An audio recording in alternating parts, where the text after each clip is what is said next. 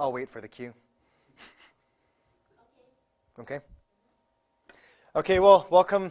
Sorry about that glitch, but yeah, good evening, and thanks for coming out, and thank you for attending. If you don't know where you are, this is the Youth Worker Seminars through Arise Youth Ministries, and the topic or the general theme of all these Youth Worker Seminars is gospel-centered ministry. If you were with us last time, you'll know that, you'll remember that we talked about how we're going to be splitting up our seminars, our 6 seminars, into 3 kind of subcategories: what gospel ministry looks like, why it's so absolutely necessary, and then now how we can do it.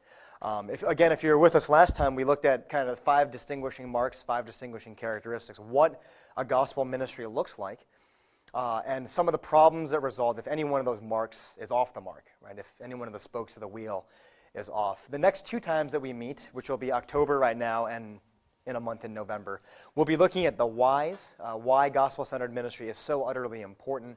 Next time what we're going to do is we're going to cover understanding theology, looking at the human condition in general, the way that humanity relates to God, and how essentially nothing but the gospel can bridge that gap. But today what we're going to do is we're actually going to be looking at understanding our specific context, not humanity in general, but the specific context to which we're asked to minister. Before we get into it, again, let me just share a few resources.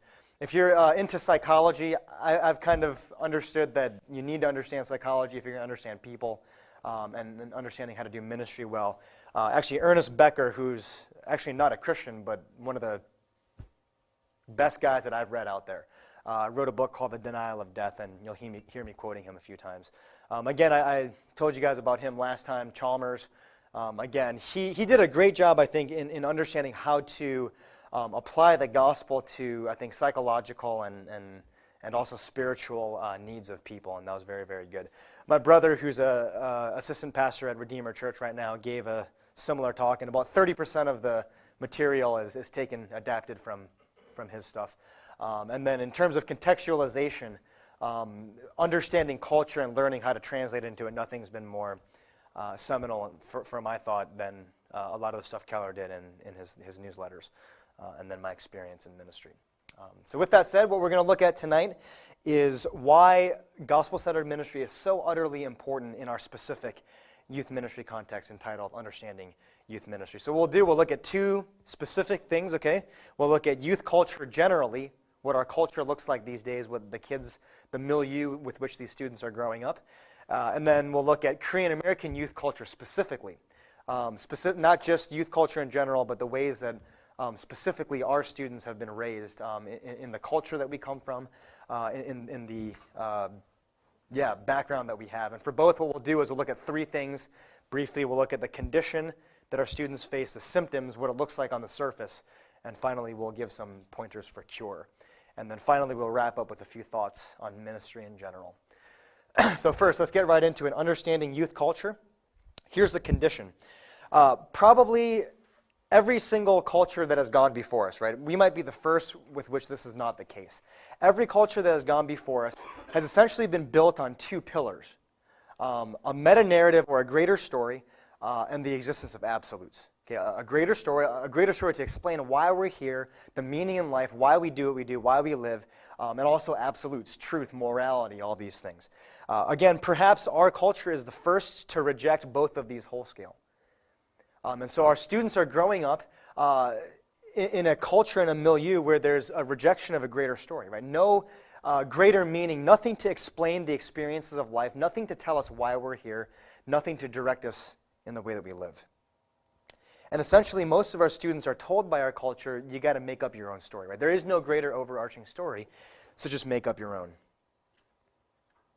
And as you probably guessed, because you've kind of knocked out the legs from underneath the chair, right, saying there's no greater meaning, of course the result of that is a loss of meaning, right? Of course, because there's no greater meaningful beginning, no greater meaningful end, there's not really any possibility of a meaningful meaning in between. Of course, we can devise meaning.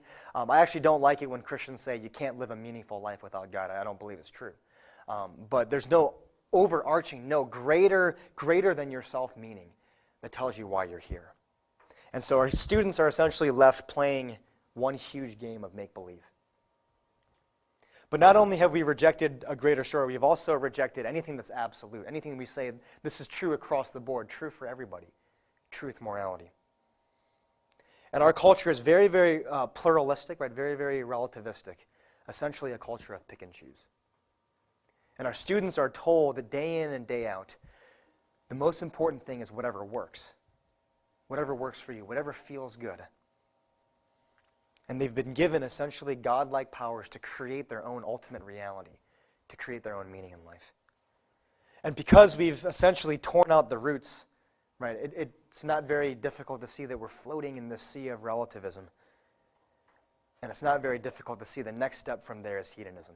Right? If there's no ultimate absolute, if nothing is absolutely true across the board, then of course whatever feels good is primary. Whatever you want, whatever you desire, anything goes. So in addition to playing a huge game of make-believe, our students are also sitting there playing one big game of self-indulgence. So that's the condition. If that's the condition, what does it look like when the rubber hits the road? What does it look like when we actually see it coming out? And that brings us to the second point, the symptoms.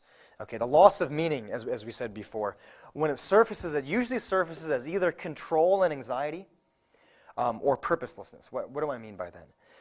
Either our students are frantically trying to create a reality for themselves because essentially the culture tells them there is no greater reality, no greater meaning. So they're frantically trying to create one for themselves, so they're anxious, they're controlling. Control.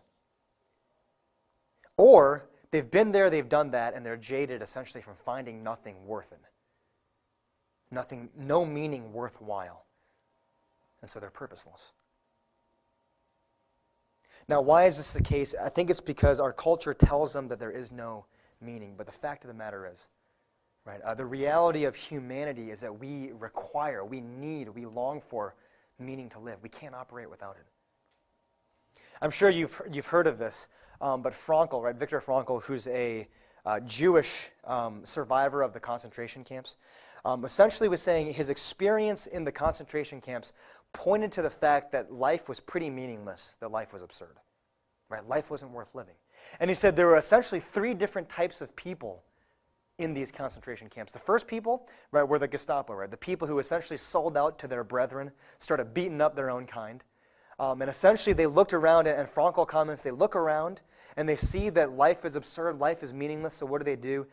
They try to devise some form of meaning by control, right? Squashing down, exerting power over their friends.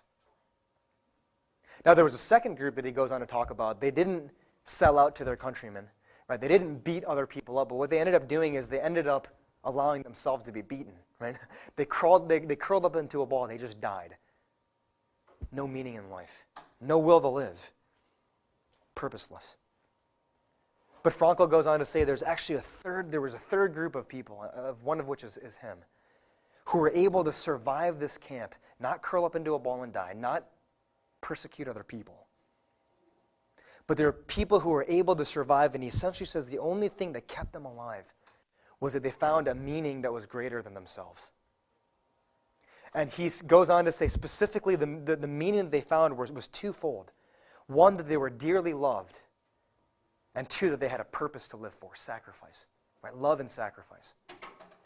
And he writes all these letters. He talks about how he remembers how deeply his wife had loved him, how deeply he was loved by his wife, and he said, that gave me a sense that even in the absurdity of this camp, there might be a reason why I'm living here.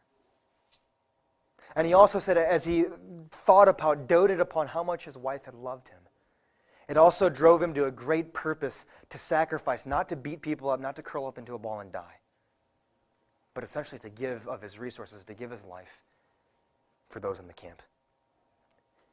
And I think what Frankl was doing is he was picking up on two fundamental longings of the human heart: to mean the world to somebody and to do something meaningful in the world. Right? To be loved, to be accepted, but also to be able at the end of your life to look back and say, my life wasn't a waste. Now, I don't know about you, but as said before, right, Frankl, he's not a Christian. He is a theist. He's Jewish. But he's picking up on some pretty strong gospel themes there.